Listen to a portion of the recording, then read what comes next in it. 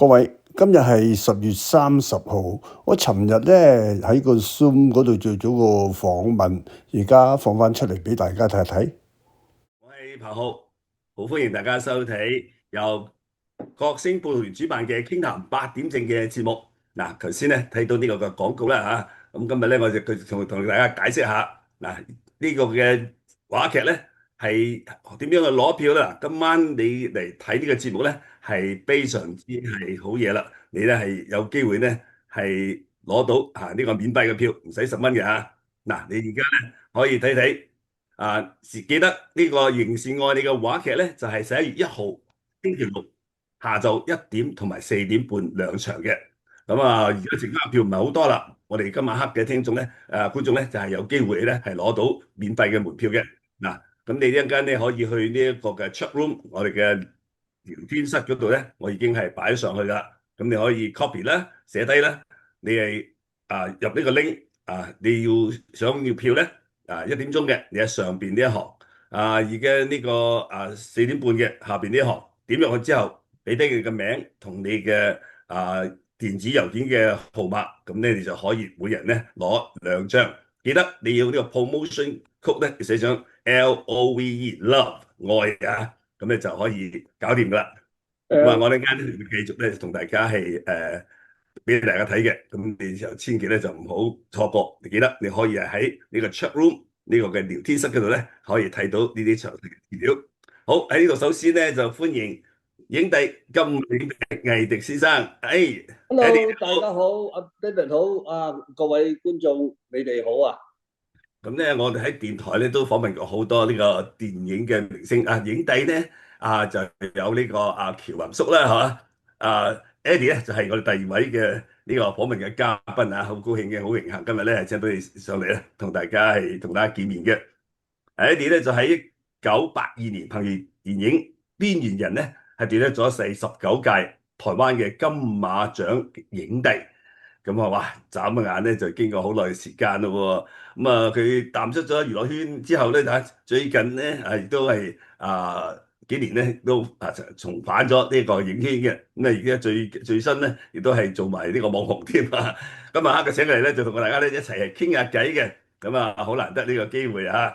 咁相信咧喺香港嘅朋友咧就對於佢個名咧同埋呢個邊緣人呢出戲咧一定咧就唔會係陌生㗎啦。咁喺大陸嘅朋友可能咧就未必係認識嘅，所以今日咧不如咧亦都要等佢分享下佢嘅故事啦嚇。Eddie 咧就大家睇見呢個咁英俊瀟灑嘅，大家好唔知望到個樣嘅時候，覺得佢唔會有啲鬼鬼地啦。其實我知道Eddie 咧係混血嘅喎，係嘛？唔係啊，唔係係啊，嗰啲娛樂圈嗰啲有好多嗰啲娛樂圈啲報道咧，都假嘅，係無中生有嘅。其實無中生有嘅咋，係嘛？我都話啦，但係你承認一樣啫，你嘅眼係特別深啲嘅喎嚇，比個輪廓係比一般嚟講咧係特別呢一個 outstanding 嘅。我細個嗰時咧，我所謂細個10零歲嗰時咧，我完全唔覺得我自己有幾 outstanding 啊，或者係嗰啲即係好上鏡嘅。五官好即係好清晰啊。但係咧後尾咧，即係同埋啲同學一齊影相咧，又覺得咦，點解咁好睇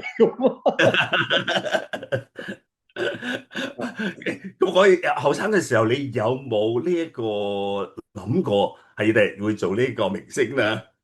冇我係完全冇嘅。但係咧，我就即係有一種咧，好希望人哋認得我嘅感覺。咁咧嗰時咧，我就去南灣咧，即係香港南灣嗰個海灘度游水啦。哇！見到有啲即係大隻佬啦，嗰時我仲係靚仔嘅，即係10幾20歲嗰時啦。咁嗰啲大隻佬咧，又龍又虎又豹咁樣紋晒身，又鷹咁樣啊！唉，我又想出人，即係唔係出人頭地啊！我想與別不同啊！咁啊諗下諗下，我去紋身紋乜鬼好咧？終於咧就喺個手即係膊頭度紋咗隻貓頭喺度。我以為與別不同，但係嗰隻貓頭肉酸到死，後尾就洗咗佢。啊，其實你後生細佬哥嘅時候有啲咩理想，想做咩嘢嘅有冇啊？咁啊？冇喎。其嗱，實我讀書嘅你時候，即係諗住都係喺寫字樓做文員嗰啲朝九晚五嘅工嘅啫。嚇，係喎，但係我記得嗱，你好多嘅戲咧都係做呢個差人啊嘛，香港叫差人啦，做警察啊。你細嗰時會諗會做警察啊？嗱，其實咧喺當年喺嗯，1973年咧，我未考 TVB 第三期訓練班之前咧，我屋企咧佢哋即係我屋企咧就監咗我去考警察。哦，哇，係啊，咁咧但係考完警察即係考咗第一次，仲未有通知嘅時候，咁咧 TVB 嗰度咧又即係招生啦，第三期訓練班，咁咧屋企人又話啊，你如果唔係中意做警察，你又去睇下考藝員訓練班啦。咁我又去考，咁考完之後咧，警察有通知我咧，就去可能做即係體能測驗啦。咁嗯，但是同一兩日之間咧，TVB 咧又要即係應該係收我啦，即係通知收我啦。咁我喺咁嘅情形之下，我就話：我去藝員訓練班啦，我唔去做警察啦。咁咁樣我就入咗娛樂圈呢行啦。哦，係屋企人幫你揀咗鐵嘅，呢個變咗係啊，係。因為嗱讀完書呢樣又做唔長，嗰樣又做唔長，咁咧所以咧就去當差啦。即係被嗰時逼薪水唔幾好噶嘛，嗰時候待遇好好嘅喎。香咩啊？港嗰陣時嗰啲做差人咧，呢個嘅待遇非常好嘅喎。喺1973年嗰時咧，我唔知啊，大概可能係仲可有啲收片咁樣嘅壞習慣咁樣，仲有啊，咁咧，但係我真係被逼咁樣去考警察咁樣，但係有第二份工啊，即係藝員訓練班，我亦冇諗住係真係做明星嘅。總之唔想做警察咁樣，咪去考咯。然後唔覺意，真係唔覺意咁，你又即係同埋你一入咗去。齊嗰屆嘅有邊幾個啊？大家熟嘅咧？我哋好多人好熟啊，嗰屆嗱有發仔啦，係啦，周盧海潤發啦，係啦，盧海鵬、係，吳孟達、哇鄧英文。哇，鄧英文成日做EYT 主持嘅咧。咁啊，另係外幕後嘅又有伍潤泉啊，咁樣有個叫做殷茂強嘅，就好似係由尖旺區嗰啲街坊會嗰啲會長啊，咁即係呢班都係第三期訓練班嘅。係啊，嗰啲1974年嘅時間啦，誒73年、74年嗰年咧就出黃杏秀嗰啲女嘅，係啊，但係73年幾乎咩羅愛蘭有個羅愛蘭，佢喺即係曾經咧佢攞過好多個獎㗎啦，喺國際係啊，嗰度。咁除咗羅愛蘭攞個獎以外，佢亦喺嗰個叫做演藝學院咧，即係做講師、做導師咁樣嘅嚇。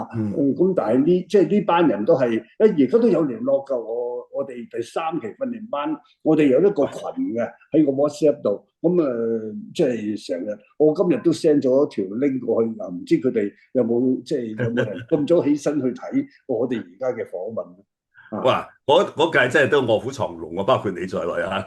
哇！咁你出咗嚟呢個畢業咗啦，咁點樣咧？其實咧，係我就冇畢業喎。我哦，咧就讀咗大概即係翻學翻咗大概2個月到啦。咁嗯，個零2個月到咧，咁咧出邊有間獨立製片電影製片公司咧，嗯，就係呂奇，即係係陳寶珠蕭芳芳呂奇嗰個呂奇。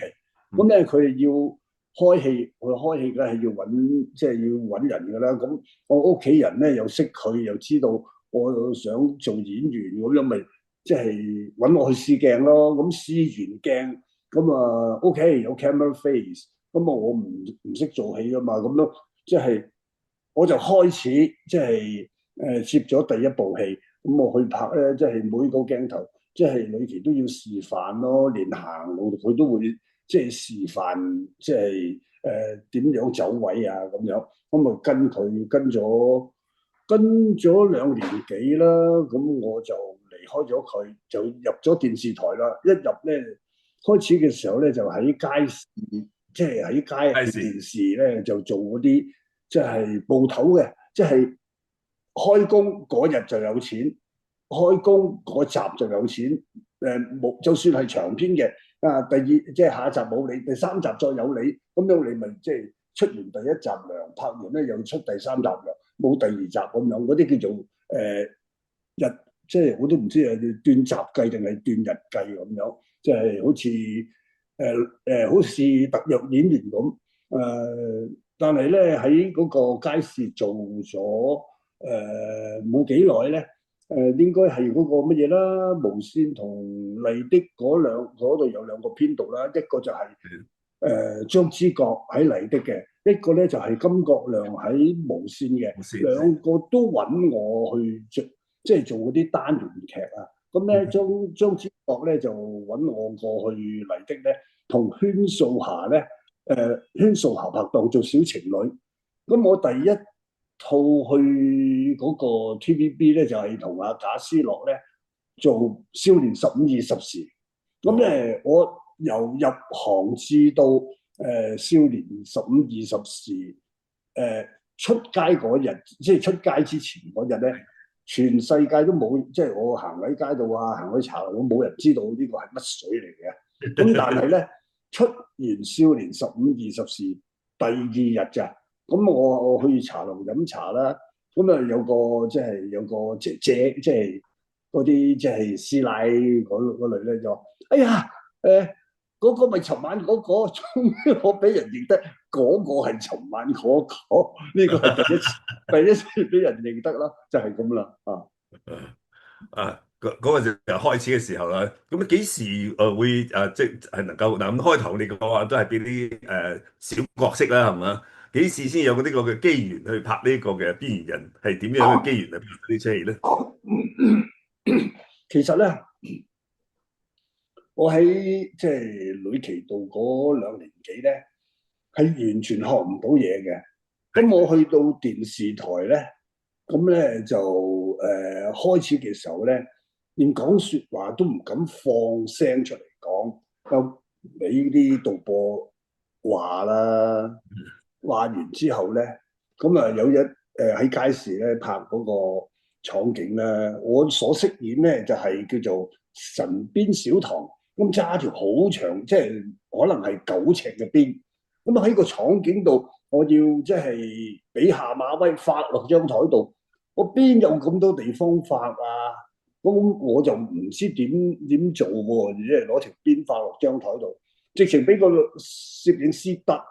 佢話接埋條鞭咁咪發到咯，即係連攝影師都識，即係呢啲叫做即係識執生啦。你太長嘅，你咪縮短佢嚟發咯。咁咧就喺嗰度咧，哇！即係俾人話到咧，真係好即係好尷尬啦。咁啊開始咧，即係